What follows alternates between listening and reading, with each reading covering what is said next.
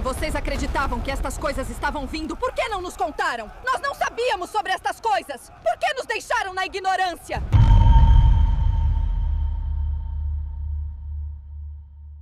É aqui que cairão as bolas de fogo que Ellen White viu.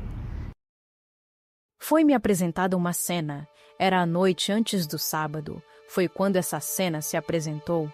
Olhei pela janela e havia uma imensa bola de fogo que vinha do céu, e ela caiu onde estavam construindo edifícios com pilares. Especialmente os pilares foram-me mostrados, e parecia que a bola veio direto para o edifício e o esmagou. E eles viram que estava se ramificando, se expandindo, aumentando, e começaram a chorar e lamentar e torcer as mãos. E eu pensei que alguns do nosso povo estavam lá, dizendo: bem, é exatamente o que estávamos esperando, é justamente o que temos falado, é justamente o que temos discutido. Vocês sabiam? Disseram as pessoas. Vocês sabiam e nunca nos contaram a respeito? Pensei que houvesse uma agonia em seus rostos, uma agonia em sua aparência. É exatamente o que estávamos esperando. É justamente o que temos falado. Vocês sabiam e nunca nos contaram a respeito? Parábola de Jesus, página 412. Ellen White, quando ela comenta sobre a parábola das 10 virgens, queridos. Hoje nós não vamos nos aprofundar nessa parábola em si, né? Mas vou pegar um trecho só em relação a essa parábola, que está lá em Mateus capítulo 25, verso 6. Veja só o que Ellen White vai dizer sobre isso. Ela diz assim: numa crise é que o caráter é revelado. Quando a voz ardorosa proclamou à meia-noite, aí vem o esposo sair-lhe ao encontro, e as virgens adormecidas ergueram-se de sua sonolência, foi visto quem fizera a preparação para o evento. Ambos os grupos foram tomados de surpresa, porém um estava preparado para a emergência e o outro não.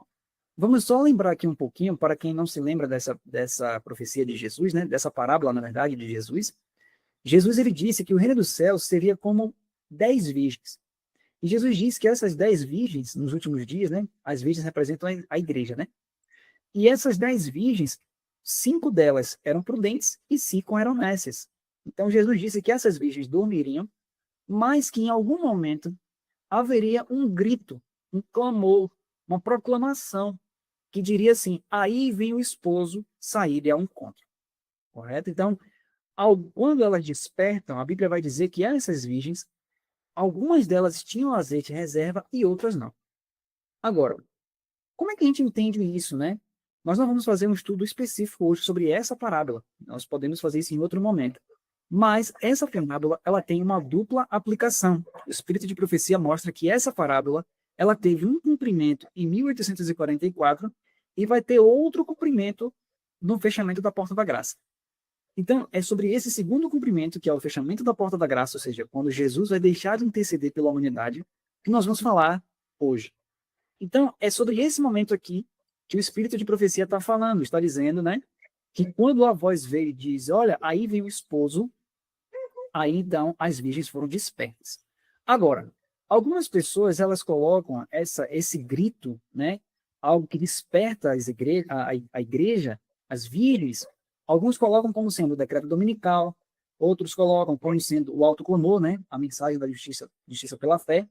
Porém, queridos, nós vamos ver, pelo Espírito de Profecia, uma frase, um texto aqui, que é esse aqui, que aqui vai denotar para nós, de fato, o que precisa ser isso que vai despertar o povo, que vai chamar a atenção do povo, e nós vamos ver sobre isso mais à frente. Então, vamos lá.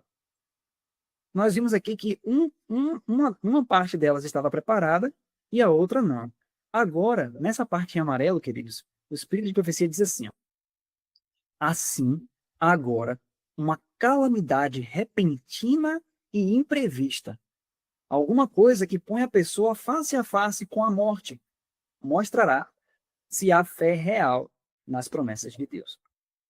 Então perceba o seguinte: o Espírito de Profecia diz que o que vai, né, dar alguma forma, né, de chamado, porque veja, na parábola foi quando disse: aí vem o esposo, sair ao encontro. Isso teve um cumprimento em 1844. Mas o próximo cumprimento ela diz que agora é uma calamidade. Isso aqui não podemos deixar de perceber. Alguma calamidade vai acontecer no mundo que vai chamar a atenção da igreja. Isso é importantíssimo. Só que não é uma calamidade qualquer. O espírito de profecia diz que é uma calamidade repentina e imprevista. Duas palavras, queridos, que são de extrema importância. O que é algo repentino? O próprio nome já diz, algo que acontece de repente. E o que é algo imprevisto? O próprio nome também diz, algo que as pessoas não estavam prevendo que aconteceria. Então isso aqui é muito importante. Então, o grito que está relacionado com a parábola de Mateus 25 e o fechamento da porta da graça, nesse segundo momento do cumprimento, é algo que vai fazer com que o mundo e a igreja, obviamente, né, a igreja seja chamada a atenção. E aí que vai se ver realmente quem esteve com azeite e quem não esteve. Então, o que é que o Espírito de Profecia diz que vai verdadeiramente chamar a atenção e vai despertar, né, tanto quem está pronto como quem não está? O Espírito de Profecia fala que nesses últimos dias agora, para o fechamento da porta da graça, uma calamidade repentina e imprevista. Isso é o que vai chamar a atenção. Alguma coisa, ela fala, alguma coisa que põe a pessoa face a face com a morte. Mostrará se há fé real nas promessas de Deus. Mostrará se está sustida na graça. A grande prova final virá no fim do tempo da graça, quando será tarde demais para se suprirem as necessidades do Espírito. Está vendo como ela coloca agora certinho isso? Ela diz que essa prova, essa calamidade repentina e imprevista, imprevisto para quem? Para o mundo ou para o povo de Deus? Então, é uma calamidade, veja que as virgens estavam dormindo. Então, quando foi dado esse clamor, esse grito, então as virgens despertam. Mas aí ela diz que essa prova final virá no fim do tempo da graça, quando será tarde demais para se suprirem as necessidades do Espírito. Então, vamos pegar essas duas palavras aqui, que nós vamos ver a partir de agora, outras visões da irmã White, que é isso que vai nos colocar, né, de frente com essa situação. Por quê? Então, lembra da palavra repentino e imprevisto. Agora, nós vamos ver agora, queridos, algumas citações da irmã White. Eu peço até que vocês anotem isso. Então, lembrando que a profecia ela é dada por qual motivo, queridos? A Bíblia diz que sem profecia o povo se corrompe. Então, nós que entendemos a mensagem da justificação pela fé, Cristo em nós, que Cristo quer habitar em nós, nós entendemos que a profecia ela faz parte da preparação para o povo de Deus, porque a Bíblia diz que sem profecia o povo se corrompe. Então, por que é importante eu entender a profecia da forma correta? Porque Jesus disse, santifica-os na verdade. A tua palavra é a verdade. Então, a única forma de eu ser santificado é pela verdade. Então, nós precisamos buscar a verdade, porque só pela verdade que nós seremos santificados, né? Então, veja só. Agora aqui, nós vamos ver que, a partir de 1904, Ellen White ela teve uma série de visões, e é isso aqui, queridos, que quando o mundo, né, de alguma forma, através dos adventistas, souberem disso que nós vamos falar a partir de agora, isso vai acontecer, algo que aconteceu no início do movimento adventista, mas eu vou falar sobre isso no final. Nós vamos ver essa visão aqui do manuscrito 102, do ano de 1904. A partir de 1904, Ellen White vai ter uma série de visões, e cada visão é o mesmo assunto, é o mesmo cenário, mas Deus vai, através de cada uma delas, acrescentando coisas que não tinha nas visões anteriores. Então vamos ver essa primeira do dia 2 de julho de 1904. Veja só o que ela diz. Na noite passada, uma cena foi apresentada diante de mim. Eu talvez nunca me sinta livre para revelar tudo, mas revelarei um pouco. Parecia que uma imensa bola de fogo desceu sobre o mundo e esmagou grandes casas. De lugar em lugar erguia-se o grito. Qual era o grito? O Senhor chegou! O Senhor chegou! Muitos estavam despreparados para encontrá-lo, mas alguns estavam dizendo, louvado seja o Senhor. Por que vocês estão louvando o Senhor? Perguntaram aqueles sobre os quais vinha a destruição súbita. O que é súbito, queridos? Algo repentino. Porque agora... Então, algumas pessoas perguntam, por que vocês estão louvando o Senhor? Aí os outros respondem, porque agora vemos o que estávamos esperando. E aí vem a pergunta de novo. Se vocês acreditavam que essas coisas estavam vindo, por que não nos contaram? Foi a terrível resposta. Nós não sabíamos sobre essas coisas. Por que nos deixaram na ignorância? Vez após vez vocês nos viram. Por que não se familiarizaram conosco e nos contaram sobre o juízo vindouro e que devemos servir a Deus para que não pereçamos? Agora estamos perdidos. Olha que interessante, queridos. Lembra que nós vimos em Parábolas de Jesus que ela diz que a prova final virá no fim do tempo da graça, quando não mais haverá tempo para que haja um preparo? Só que veja que alguma coisa acontece. Veja que Ellen White fala que uma imensa bola de fogo desce sobre o mundo e esmaga grandes casas. E algumas pessoas, quando viram essa bola de fogo descer, disseram: louvado seja o Senhor, era isso que a gente estava esperando. Aí outras pessoas olham para essas pessoas e falam assim: que? Como assim? Vocês sabiam disso? Vocês nunca nos contaram nada disso. Então, essa é a primeira visão. Então, vamos continuar, que Deus vai dar mais detalhes sobre tudo isso. Olha só, isso foi no dia 2 de julho. Depois, Ellen White vai dizer agora sobre essa mesma visão. Agora, olha só. Na noite anterior, uma cena muito impressionante passou diante de mim. Vi uma imensa bola de fogo cair no meio de algumas belas mansões, causando a sua destruição instantânea. Ouvi alguns dizerem, olha o que ela ouviu algumas pessoas dizerem. Sabíamos que os juízos de Deus estavam vindo sobre a terra, mas não sabíamos que viriam tão cedo. Outros disseram, vocês sabiam? Por que então não nos contaram? Nós não sabíamos. Por todos os lados, ouvia tais palavras sendo ditas. Então, olha que interessante. Algumas pessoas disseram assim, ó, nós sabíamos disso. Nós sabíamos que os juízos de Deus estavam vindo. Aí outros disseram, mas a gente não sabia. E por que vocês não contaram para nós? Agora, depois, ela vai ver a mesma coisa, só que agora nós vamos ver agora, meus amados, detalhes que Deus não tinha dado ainda. Vamos ver agora. Olha o que ela diz agora, mais alguns dias na frente. Ela diz assim, ó, foi-me apresentada uma cena. Era a noite antes do sábado. Foi quando essa cena se apresentou. Olhei pela janela e havia uma imensa bola de fogo que vinha do céu e ela caiu onde estavam construindo edifícios com pilares. Olha só o detalhe agora. E especialmente os pilares foram me mostrados. Então agora é dado algo que nas outras não tinha sido dado. Agora veio um detalhe a mais. Qual é o detalhe a mais? Estavam construindo edifícios com pilares. Então essa bola de fogo caiu em um local específico. E quando ela viu os pilares, olha o que ela diz, especialmente os pilares foram me mostrados.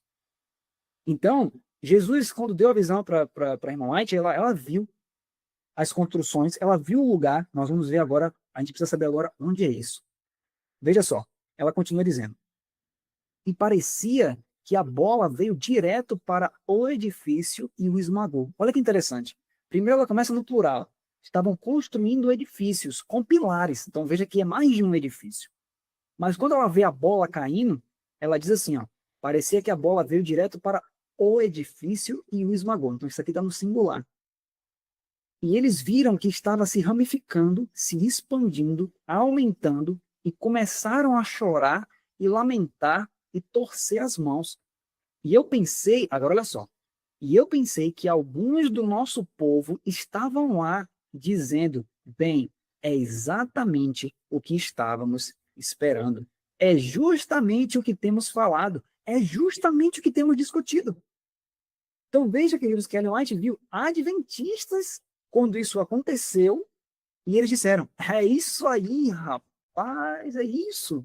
Era isso que a gente estava falando. Era isso que a gente vinha estudando. Era isso que a gente vinha discutindo. Mas peraí, você vê adventistas hoje falando sobre isso? Falando sobre essa profecia? Então, mas ela viu pessoas que estudaram, entenderam o que iria acontecer e quando aconteceu disseram, era isso. Mas olha só, veja que ela fala que era pessoas do nosso povo. Agora olha só, vocês sabiam, disseram as pessoas, vocês sabiam e nunca nos contaram a respeito? Pensei que houvesse uma agonia em seus rostos, uma agonia em sua aparência. Então ela vê dois grupos. Um dizendo que sabia e outro dizendo que nunca tinha ouvido falar sobre isso. Agora, onde era o lugar? onde estavam construindo edifícios com pilares. Ok. Agora, olha só, outro texto agora, mais alguns dias à frente, mais detalhes vão ser dados. Ela diz assim, ó, enquanto eu estava em Nashville, uma cena se desenrolou diante de mim. Uma grande bola de fogo parecia cair do céu, e dela saíam relâmpagos de luz.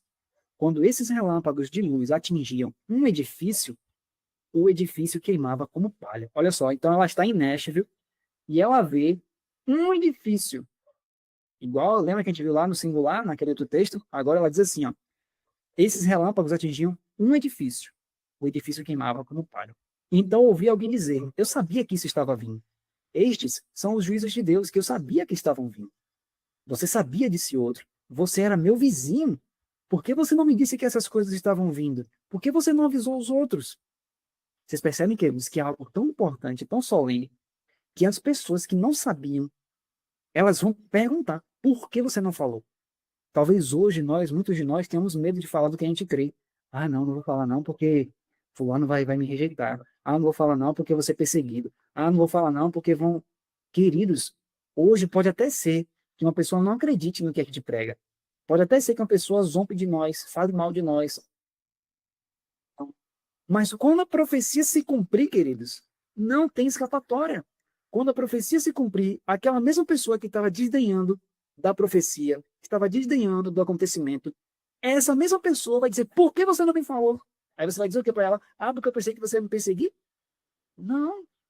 Percebe? Então, quando é algo que nós temos solidificado, nós sabemos que está escrito, nós sabemos que Deus foi guiando o povo dele para entender, nós devemos pregar. Entende? Então, por quê? Porque há muitas almas que nunca vão poder ouvir se a gente não abrir nossos lábios e proclamar a verdade de Deus para esses últimos dias. Então, essas pessoas vão dizer, por que você não falou nada? Você era meu vizinho. Né? Agora, olha só. Agora, mais um pouquinho à frente, ela diz, o Senhor em breve virá nas nuvens do céu com poder e grande glória. Seus terríveis juízos logo cairão sobre o nosso mundo. Estamos fazendo tudo o que podemos para alertar os habitantes da terra sobre essas coisas? Enquanto eu estava no sul, alguns meses atrás, tive um sonho muito impressionante. Parecia ver uma grande bola de fogo vir do céu e atingir a terra. Grandes casas estavam em chamas. E muitos observavam com grande aflição. Então veja que é algo que vai gerar muita aflição nas pessoas. Alguém disse, eu sabia que isso ia acontecer. Eu sabia que os juízos de Deus logo iriam cair. Você sabia que essas coisas vinham? Disse outro. Por que você não nos contou? Agora, olha só, queridos, o que essa pessoa vai dizer. Ó. Por que você não nos alertou e nos mostrou as profecias para que nós também pudéssemos saber? Então aqui entra um elemento chave agora. Veja que a pessoa que está se perdendo pergunta, mas peraí, então quer dizer que você estudou as profecias, você entendeu que isso aqui aconteceria e você não proclamou isso para nós? Por que você não mostrou as profecias para nós? Agora a pergunta é, queridos, quais profecias? O que tem a ver essa bola de fogo caindo? Onde é que eu vou mostrar isso para as pessoas? Como é que eu vou entender isso biblicamente? Percebe? Então vamos lá, vamos continuar. Agora, no ano seguinte, em 1905, ela diz assim, ó, quando eu estava novamente em Nashville, quando eu estava em Nashville, agora é aqui que a gente precisa prestar muita atenção, ó. Quando eu estava em Nashville, eu tinha estado falando com o povo, e na calada da noite, uma imensa bola de fogo veio diretamente do céu e se fixou onde? Em Nashville. Pronto, agora a gente já tem um lugar. Então veja que Deus começou a mostrar para ela em 1904, mas no ano seguinte que ela foi ver onde é que essa bola caiu, queridos, ela viu que essa bola de fogo foi fixada em Nashville. Uau! Então vamos continuar. Haviam chamas saindo como flechas daquela bola. Casas estavam sendo consumidas. Casas balançavam e caíam. Alguns de nosso povo estavam lá, adventistas do sétimo dia, em Nashville. E eles disseram, é exatamente como esperávamos. Eles disseram, nós esperávamos isso. Outros estavam torcendo as mãos em agonia e clamando a Deus por misericórdia. Veja que ela está falando aqui do nosso povo. Aí ela diz, vocês sabiam, disseram eles, vocês sabiam que isso ia acontecer e nunca disseram uma palavra para nos alertar. Eles pareciam que iriam quase despedaçá-los ao pensar que nunca lhes haviam contado ou dado qualquer aviso. Percebe? Então, veja que essa bola de fogo, queridos, que ela viu, ela se fixou em Nashville. Ok? Agora, nós já temos duas pistas aqui. Nós já sabemos o lugar, em qual região vai cair, Nashville. Mas o Senhor não só mostrou onde cairia, mas ele deu detalhes do lugar. E qual é o lugar, agora que a gente sabe que é em Nashville? Ela diz aqui, ó, onde estavam construindo edifícios com pilares. Especialmente os pilares foram me mostrados. Então nós sabemos que foi em Nashville, essa bola vai cair em Nashville, e que lugar de Nashville? Um lugar específico. Qual lugar? Onde estavam construindo edifícios com pilares. Que lugar é esse? Onde é que fica esse lugar? Então veja só. Agora para a gente entender, meus amados, veja só, ela começou a ter essas visões, quando a gente começa a ver, ó, mais ou menos em julho de 1904. No final desse ano, no final do ano de 1904, ela então relembra essas visões que ela teve, lá agora dia 24 de novembro de 1904. Ela relembra essas visões da bola de fogo. E Ellen White agora vai dar uma pista muito poderosa para a gente entender quando a pessoa fala assim, por que você não mostrou as profecias para nós? Ela agora vai dar uma pista de onde nós podemos começar a entender essa situação que vai acontecer em Nashville. Vamos ver aqui. Ó. Ela começa dizendo assim, há pouco tempo, uma cena muito impressionante se desenrolou diante de mim. Vi uma imensa bola de fogo caindo entre algumas belas mansões, causando sua destruição instantânea. Eu ouvi alguém dizer, sabíamos que os juízos de Deus estavam chegando à terra, mas não sabíamos que chegariam tão depressa. Outros disseram, vocês sabiam? Então por que não nos disseram? Nós não sabíamos. Por todos os lados eu ouvia tais palavras faladas. Despertei em grande angústia. Voltei a dormir e parecia estar em um grande ajuntamento. Olha só isso aqui, gente. Ó. Ela vê, então, que a gente já sabe que é em Nashville, uma destruição acontecendo em Nashville. De repente ela acorda e parecia, aí depois ela volta a dormir e parecia estar em um grande ajuntamento. Uma pessoa com autoridade estava falando ao grupo, diante do qual se estendia um mapa do mundo. Ele disse que esse mapa representava a vinha de Deus que deve ser cultivada. À medida que a luz do céu brilhasse sobre alguém, essa pessoa deveria refletir a luz para outros. Luzes deveriam ser acesas em muitos lugares, e dessas luzes, outras ainda deveriam ser acesas. Então, olha o que ele está dizendo aqui. Isso aqui está relacionado com a questão que ela estava lendo sobre Nashville. Então, depois que ela viu a questão de Nashville, Jesus disse, olha, ele mostrou o mapa do mundo e disse, olha, as pessoas que receberem essa luz, as pessoas que começarem a entender, elas precisam passar isso para os outros. Ele continua. Ainda dentro desse raciocínio, ela fala assim, ó, em breve, agora ela vai começar a trazer para a realidade em si. Ela diz assim, ó, em breve, graves problemas surgirão onde, queridos? Entre as nações. Problemas que não cessarão até que Jesus venha. Como nunca antes, precisamos nos unir, servindo aquele que preparou o seu trono nos céus, cujo reino domina sobre tudo. Deus não abandonou seu povo, e nossa força reside em não abandoná-lo. Os juízos de Deus estão na terra. Lembra que eles falaram isso? Quando eles viram a bola de fogo caindo? Sabíamos que os juízos de Deus viriam. Vamos continuar. Ela agora vai falar sobre isso. Ó. As guerras e rumores de guerras, a destruição por fogo e inundação, dizem claramente que o tempo de angústia que deve aumentar até o fim está muito próximo. Aí ela diz, não temos tempo a perder. Ela agora vai finalizar isso aqui. Ó. Não temos tempo a perder. O mundo está agitado com o espírito de guerra. As profecias do capítulo 11 de Daniel estão quase alcançando o seu cumprimento final. Então, veja que quando o White começa a falar sobre essas bolas de fogo que caem sobre as casas, assim que ela termina essa sessão, ela diz, agora esses juízos já estão na terra. E nós não temos tempo a perder, porque essas coisas vão acontecer em breve.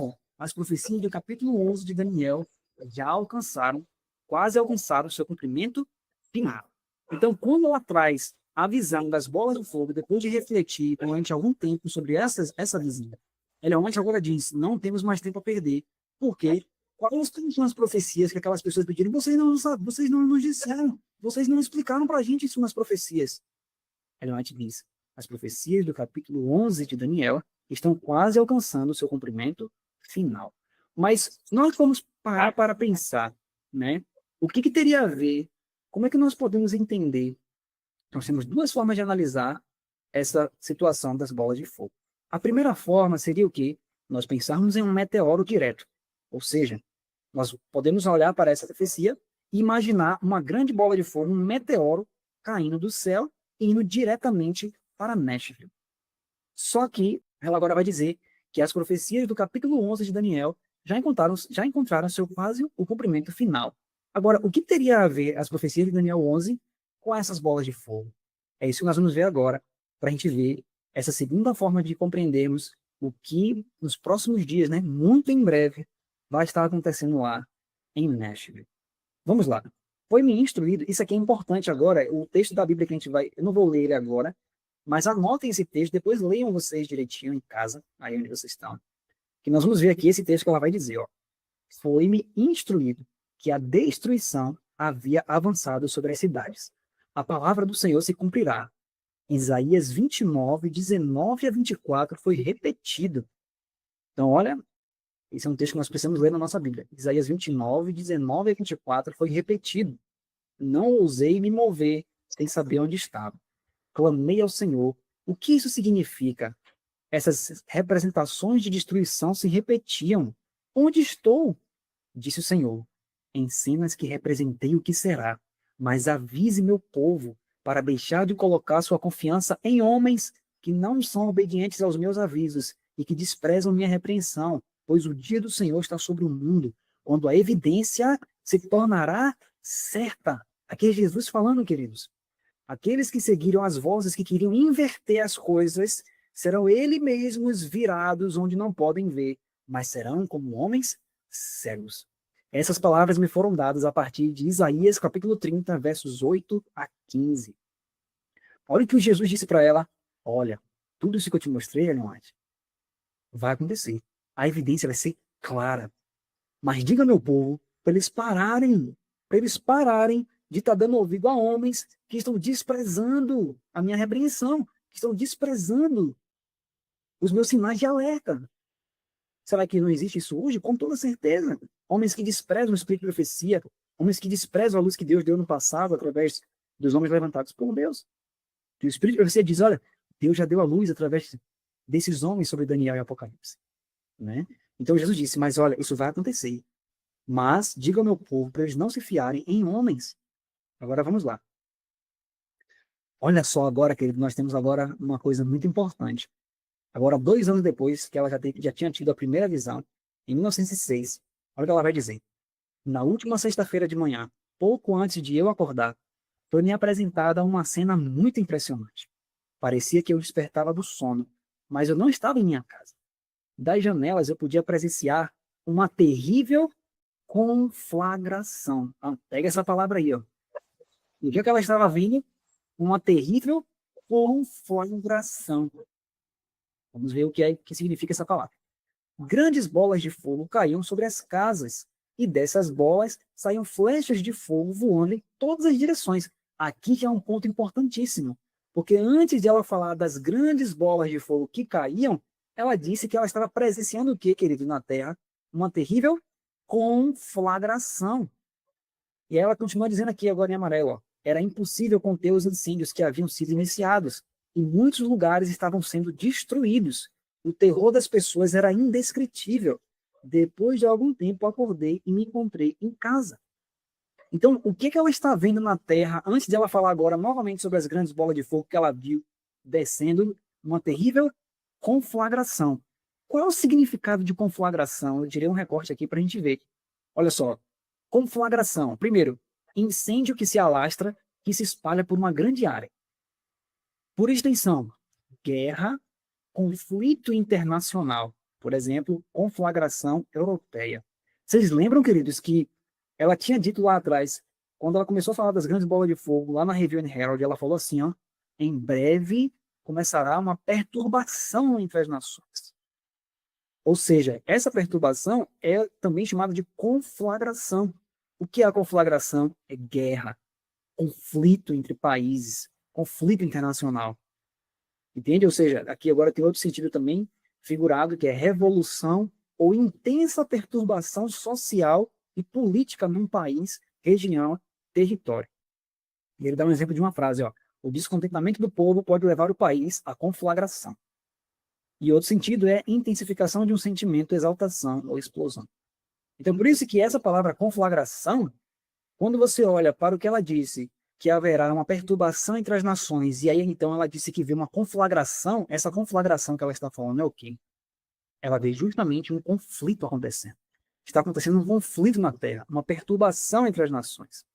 Porém, nós vamos ver isso com mais detalhes ainda. Olha só, deixa eu passar essa parte aqui. Pronto. Vamos nos lembrar um detalhe aqui. Quando ela viu onde seria, nós sabemos que agora é em Nashville. Ela agora vai dizer: foi-me apresentada uma cena. Era a noite antes do sábado. Esse texto aqui a gente já leu, lembra? Nós vamos pegar agora o detalhe dele. Foi quando essa cena se apresentou.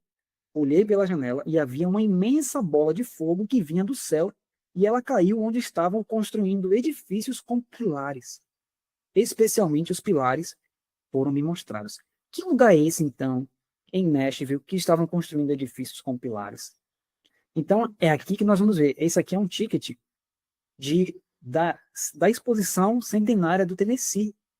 Que essa exposição, queridos, foi feita em Nashville. Vocês veem aí, ó, que logo no centro aí tem uma estrutura com vários pilares na frente, tá vendo aí? Essa situação, né, o que aconteceu foi em 1897, foi uma exposição que aconteceu lá no Tennessee. E nessa exposição eles tiveram que levantar vários edifícios, alguns edifícios para aquela exposição específica. E aí o que acontece? Alguns desses edifícios têm, ó, olha só os pilares, ó. Tem um que era o prédio feminino, outro que era o prédio do governo, tinha outro que era o prédio comercial, tá vendo? Para a exposição de 1897. Aqui nós vemos o edifício histórico, tá vendo?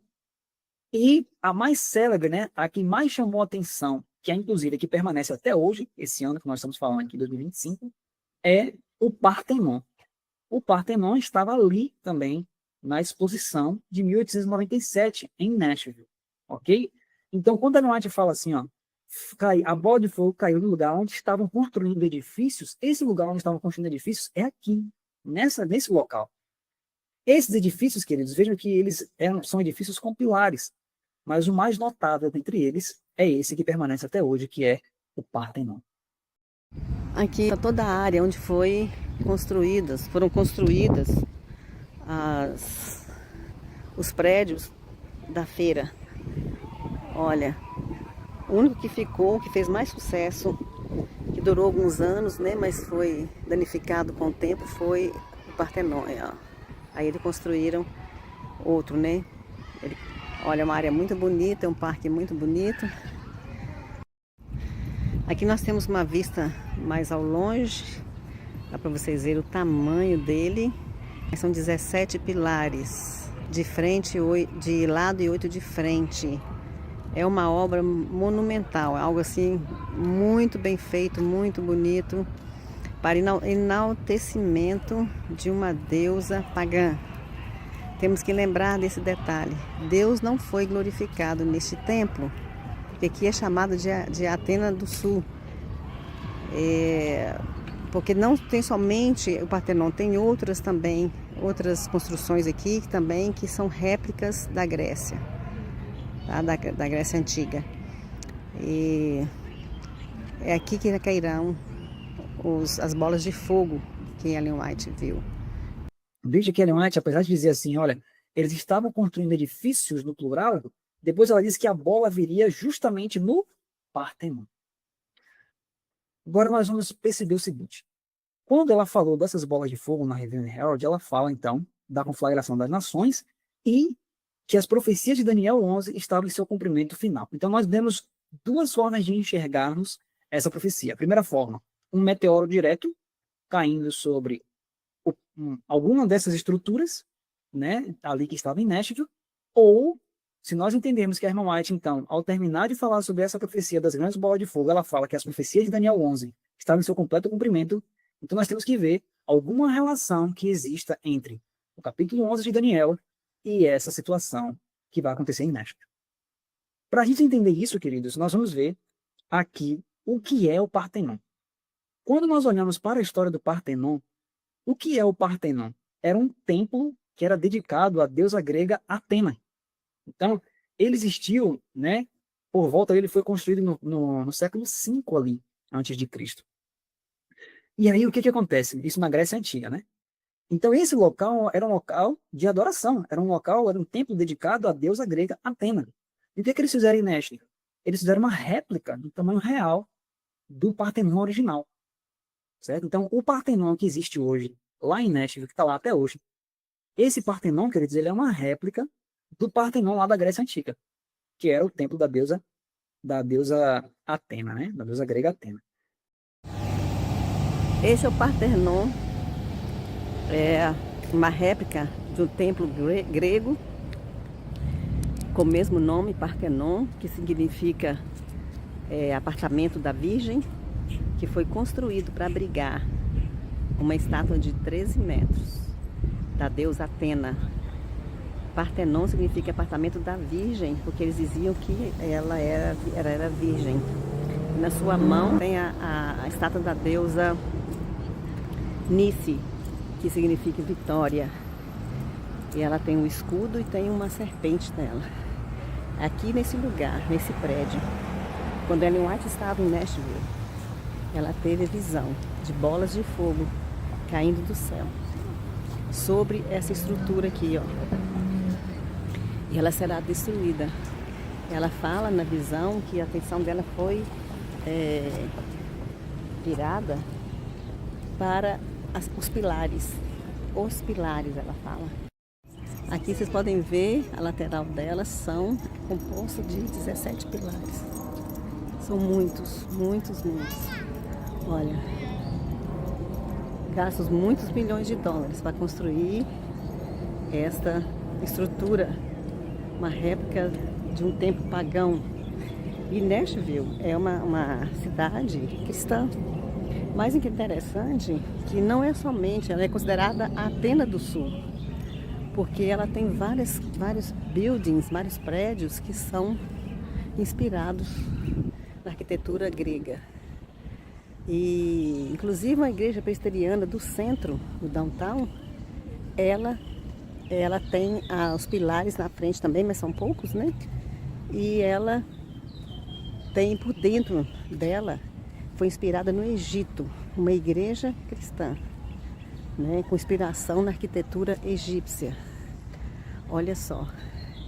E as bolas de fogo cairão não somente sobre essa estrutura, mas também elas cairão sobre casas, sobre mansões e vários edifícios ao redor aqui.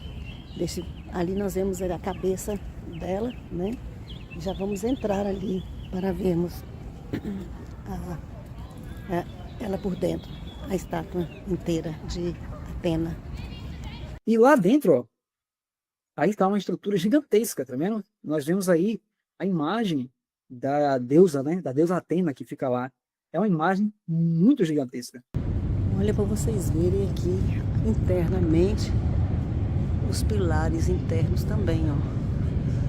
Olhem a altura desse edifício. Aqui fala sobre o escudo dela, que é este aqui, ó. Vocês podem ver ali, tá? Tá retratando batalhas, olha lá, ó. Batalhas, prisioneiros, tá? Mortos e tudo mais. Aí aqui fala o seguinte, ó, que esse negócio aqui, o escudo dela, é uma réplica, né? Uma ilustração da batalha entre os amazones e os atenienses. No centro está uma imagem de Medusa, gente, que é outra figura mitológica terrível. Que eles conseguiram a vitória, né, com a ajuda de Atena. A vitória que estava lutando aqui entre os amazônios e atenienses, conseguiram essa vitória com essa deusa Atena.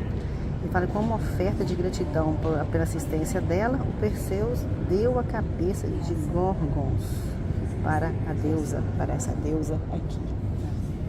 Para essa deusa aí, ó. E ofereceu a cabeça do inimigo para ela. Olha isso aqui.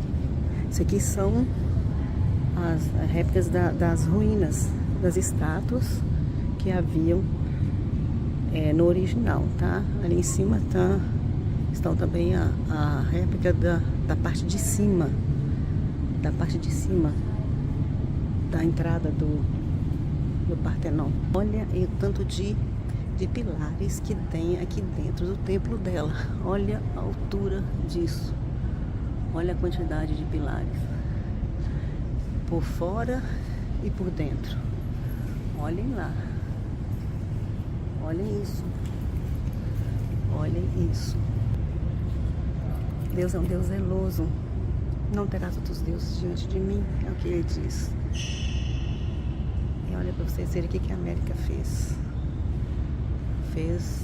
Estou ensinando como a gente faz para ficar igual ela, com essa pose, igual ela, com o joelho esquerdo um pouco dobrado, com a mão direita aberta, para receber a deusa Nike ou Nice, depende da tradução. E no meio dela lá, olha, nós podemos ver a face da Medusa, que é outra deusa mitológica. Isso aqui é tão grande que olha ali uma pessoa ali no pé, ó. Olha lá, ó. Nós somos um pouquinho só mais altos do que a base dessa estátua. Deus irá destruir isso aqui tudo com fogo, bolas de fogo. E vai ser muito em breve. Deus tá mostrando pra gente que vai fazer essa destruição. E o povo de Deus não está preparado. Tem que avisar este mundo sobre os juízos de Deus que virão sobre essa terra. E aqui vai ser um dos lugares. Olha para vocês verem. Olha o tanto de pilares também, a parte de dentro. Não tem outro, nem na América e nem aqui em Nashville, que tem essa estrutura tão cheia de pilares desse jeito. Veja que quando Jesus mostrou para Ellen White, ela diz assim, ó, especialmente os pilares me foram mostrados. Agora que a gente entende, né, que esse Partenon, ele está ligado diretamente àquele Partenon da Grécia Antiga, o que é interessante agora a gente vai começar a analisar para a gente ver a relação dessa destruição em Nashville com Daniel capítulo 11. Por quê? Quando nós olhamos para o Partenon original, a história do Partenon original, isso é algo muito interessante. Por exemplo, eu tirei um recorte aqui, ó, da BBC, onde fala da história do Partenon original. Olha só o que fala sobre o Partenon, queridos. Que coisa interessante. Olha só. Isso aqui nós estamos falando do Partenon original, da Grécia Antiga. Olha o que a BBC fala. Estima-se que o Partenon tenha sido concluído em 430 a.C. e sempre despertou admiração entre o povo local e estrangeiros. No entanto, com o passar dos anos, deixou de ser um templo para a adoração de Atena e se tornou uma área de ruínas. A impressionante estrutura sofreu grandes avarias ao longo do tempo, sobretudo durante os séculos XVI e XVII, quando a Grécia era governada pelo Império Otomano.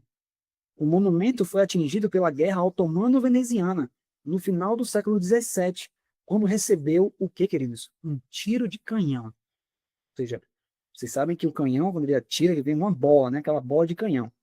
Então, quando recebeu um tiro de canhão, que causou o quê? Uma grande explosão e destruiu seu teto.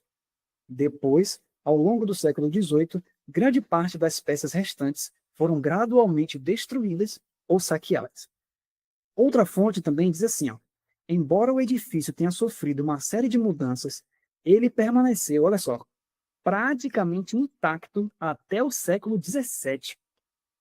Os primeiros cristãos transformaram o templo em uma igreja, adicionando um ábside na extremidade leste.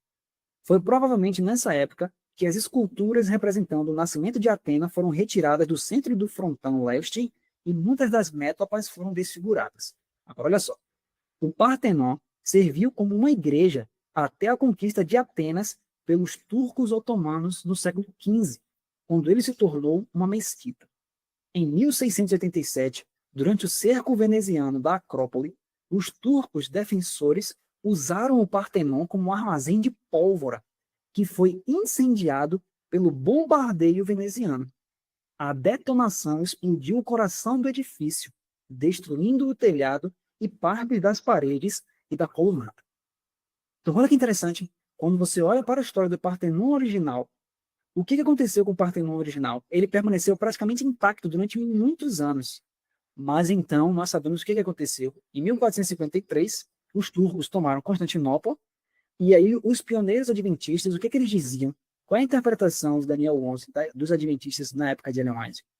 William Smith, A.P. Jones, A.J. Wagner e tantos outros, né, Stephen Haskell, eles entendiam que a Turquia, depois que tomou Constantinopla, em 1453, se tornou o novo rei do norte. E depois disso aí, cerca de 200 anos depois, aqui no Partenon original, houve uma guerra entre os turcos e o povo veneziano. E nessa guerra, os turcos usavam o Partenon como um barril, como pólvora, né, como um local ali para armazenar pólvora, e de repente veio uma bola de canhão.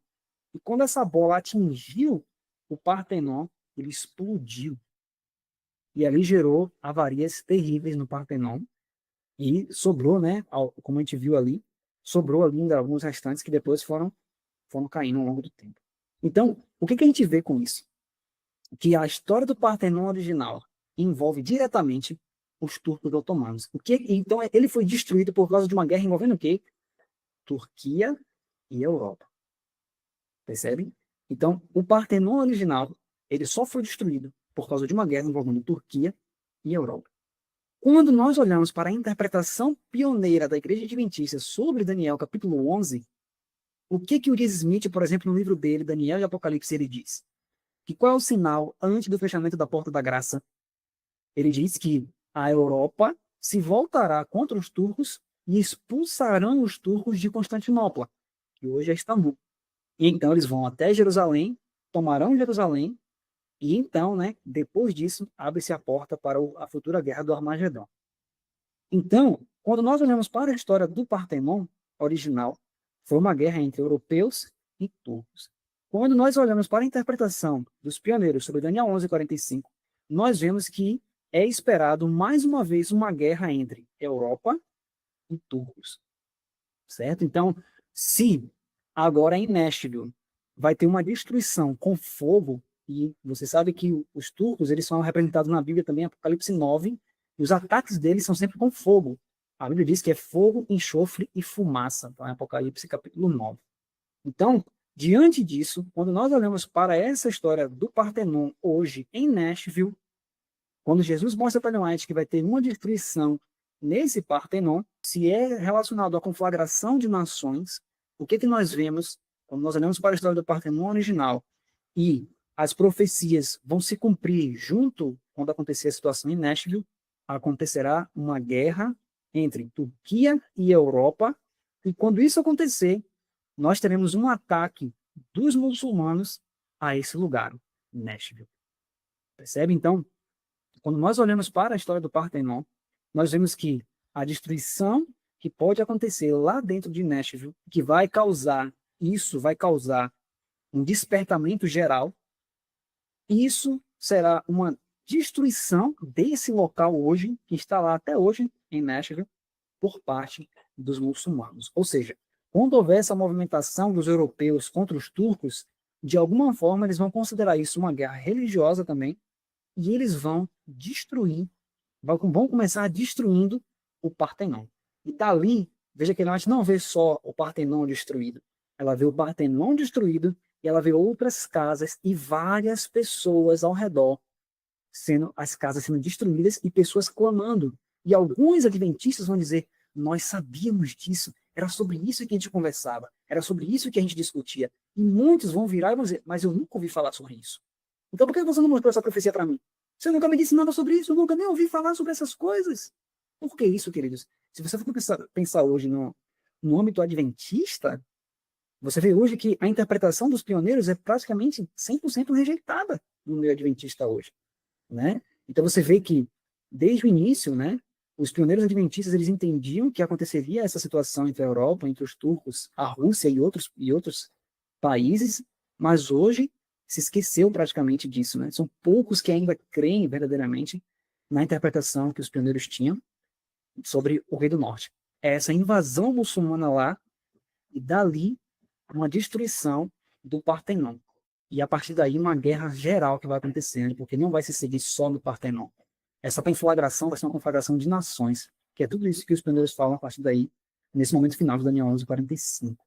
Então, quando nós olhamos para a história do Partenon original, nós vemos que é esperado mais uma vez uma guerra entre Europa e turcos. Por que Nashville? Né? Por que vai acontecer especificamente em Nashville? Vai ser só Nashville isso? Veja, o Espírito de Profecia fala assim, no manuscrito 133 de 1902.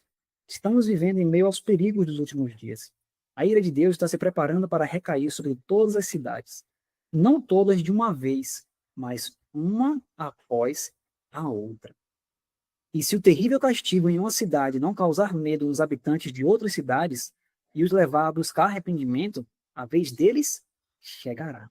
Então, na verdade, queridos, Nashville, essa situação que vai acontecer em Nashville vai ser para chamar a atenção das outras cidades. Não vai ser um acontecimento pequeno nem pontual, queridos. A destruição de Nashville vai ser algo que vai chamar a atenção do mundo inteiro. Eu quero mostrar um vídeo para vocês e vocês vão perceber que essa destruição, que certamente, né, nós temos as evidências que vai envolver o poder otomano novamente, ou seja, o poder do turco. Nós vamos ver outra profecia da irmã White, que um homem, em 1999, uma outra profecia que ele entendeu na época, e ele proclamou isso. Ele falou, olha, isso vai acontecer. E nossa única segurança não é conseguir muita água para o ano 2000. Ela profetizou isso. Não se trata de obter uma grande quantidade de alimentos preservados e armazená-los.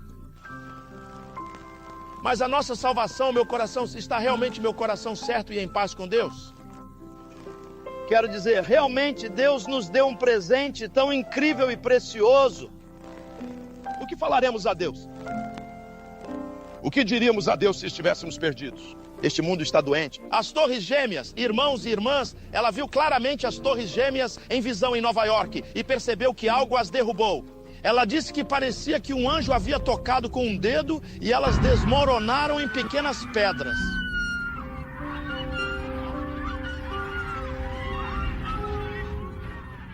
Então, ou seja, ele falou, em 1999, ele disse, olha, ela viu, vai acontecer. Ela viu ali e vai acontecer. E até hoje, queridos, mesmo depois de acontecido, ainda tem muita gente que nega que ela não viu aquilo, que não foi assim, né? E tudo isso. Então, quando nós olhamos isso, né? Quando nós olhamos para essa história, isso voltará a acontecer. Veja que também em 2001, no dia 11 de setembro de 2001, você vê quem estava ali, né, envolvido nessa situação com os Estados Unidos. Mas agora, nesses últimos dias, novamente, uma grande conflagração acontecerá. Nós veremos acontecer, diante dos nossos olhos, uma grande situação acontecendo em Nashville, que assim como o 11 de setembro de 2001, o mundo inteiro, né, o mundo inteiro foi chamado a atenção por essa situação. Agora, novamente, nós veremos, talvez em pouco tempo, né, nós sabemos que talvez em poucos meses ou poucos dias, não sabemos, mas veremos uma grande situação acontecendo em Nashville, uma grande destruição acontecendo lá, começando no Partenon. Isso vai se espalhar por vários lugares. E tudo isso vai culminar na conflagração final das nações. Ellen White fala da arregimentação final das nações, né, em eventos finais. E tudo isso vai culminar. Isso vai fazer com que as pessoas sejam despertas. Isso fará com que as pessoas sejam despertas. Então, veja, queridos, que quando ela fala, né, que algo acontecerá no mundo, uma calamidade repentina e imprevista, essa situação que vai acontecer, que Deus foi mostrando para ela várias e várias e várias vezes. Veja que quando acontecer, qual vai ser o clamor, até mesmo daqueles que já tinham ouvido falar. Eles vão dizer, era isso que a gente estava esperando, mas a gente não sabia que viria tão rápido. Ou seja, foi algo repentino. E outros diziam assim, não, mas eu nunca ouvi falar sobre isso, eu não sabia que isso ia acontecer. Isso é o quê? Algo imprevisto.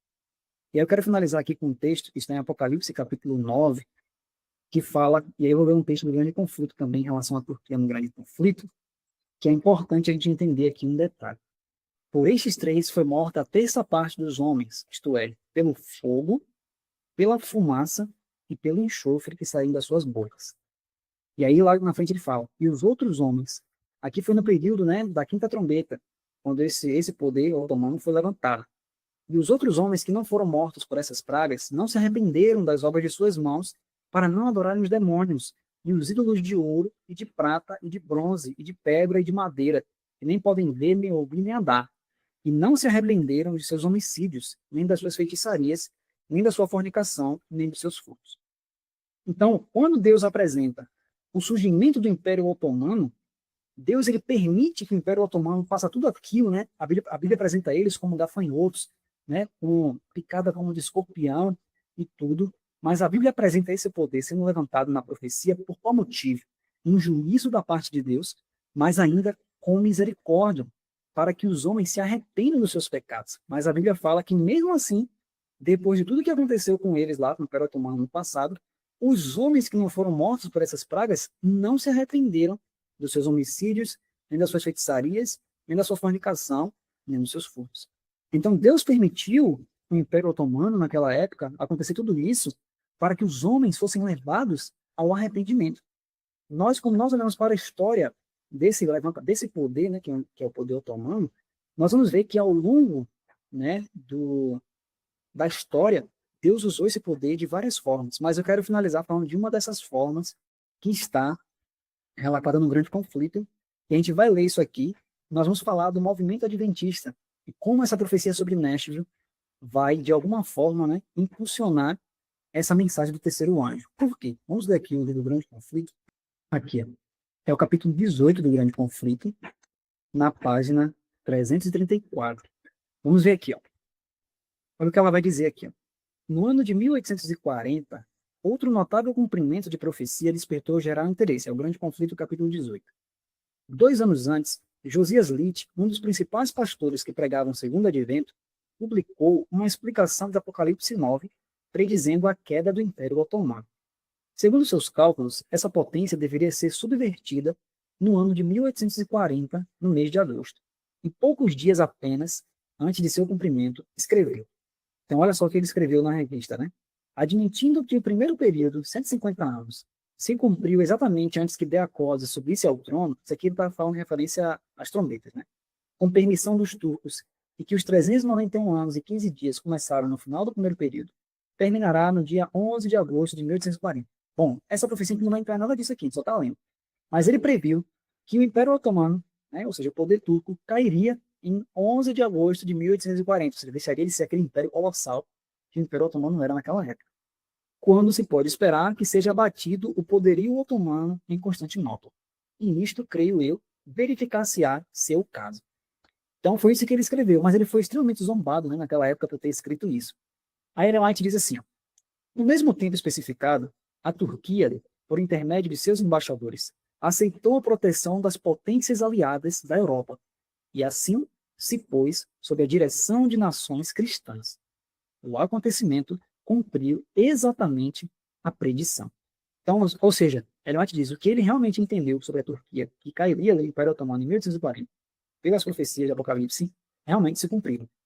Agora, antes de acontecer, antes de um acontecimento ali na Turquia ter encontrado lugar, quando Josias Litt falou sobre isso, né, que envolveria os turcos e tal, muitas pessoas falaram assim, Josias Litt, não tem nada a ver isso, né? A Turquia não tem expressão nenhuma e tal, não tem nada a ver, isso aí não vai acontecer e tal. Mas quando aconteceu, aí olha o que Ellen White fala o que aconteceu com o movimento millerita. Ela diz assim, ó, quando isto se tornou conhecido, multidões se convenceram da exatidão dos princípios de interpretação profética adotados por Miller e seus companheiros. E maravilhoso impulso foi dado ao movimento do advento.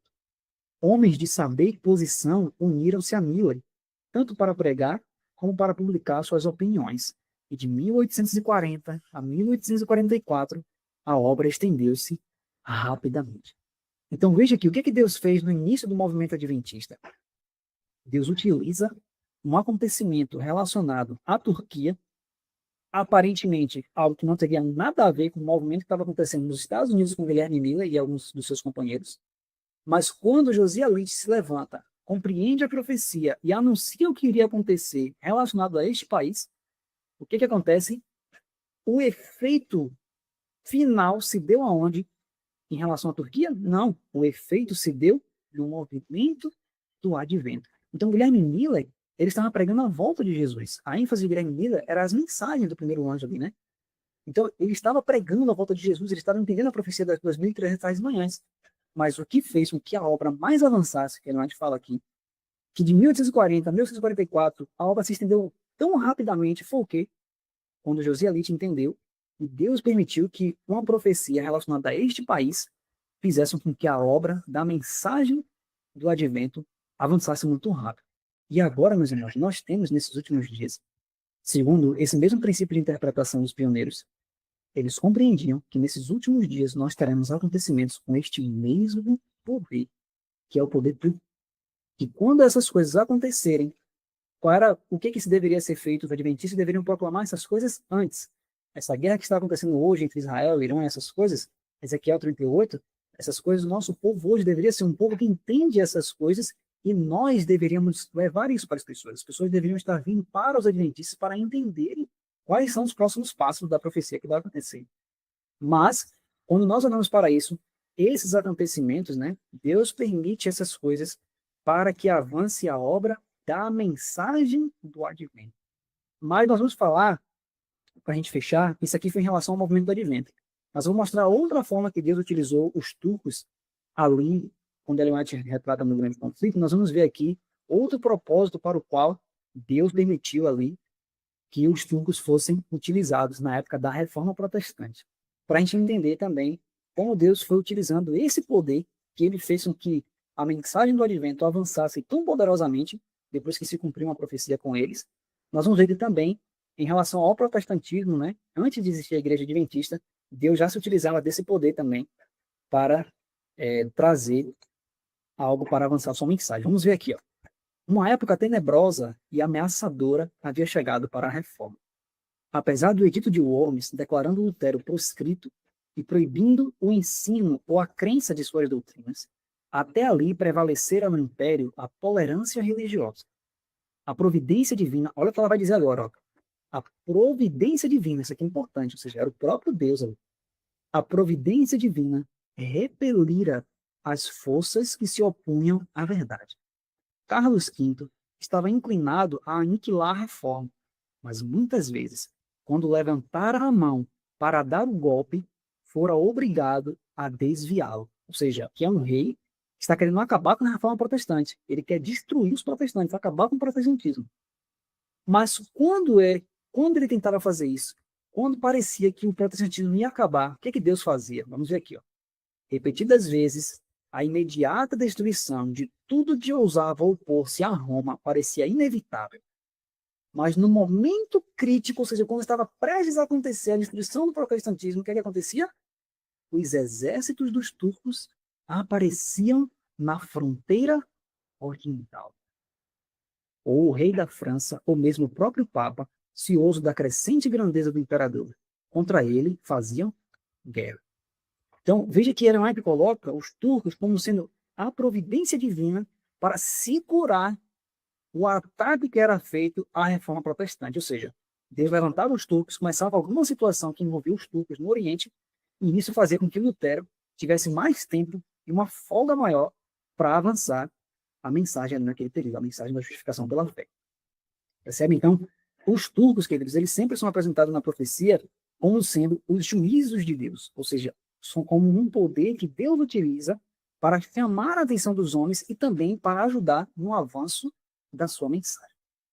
Então, esse acontecimento que terá lugar em México, né, e alguns outros acontecimentos que nós temos aí, que os pioneiros falaram sobre esse poder, se nós verdadeiramente compreendermos que Deus levantou esses homens no passado para que verdadeiramente, né, as luzes fossem trazidas pelo livro de Daniel e Apocalipse, nós vamos proclamar essas coisas antes que aconteçam, e quando acontecer, naturalmente, as pessoas vão olhar para o movimento adventista e dizer, realmente, eles estiveram certos.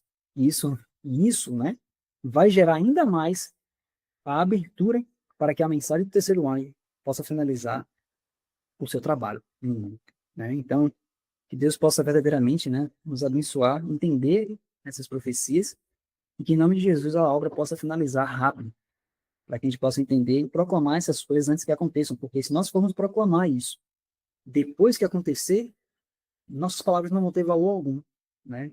Imagine quando aconteceu ali, numa das visões, Ellen White fala que as pessoas vão falar assim, eu sabia! Rapaz, a gente estava discutindo sobre isso, mas isso não vai ter valor nenhum mais.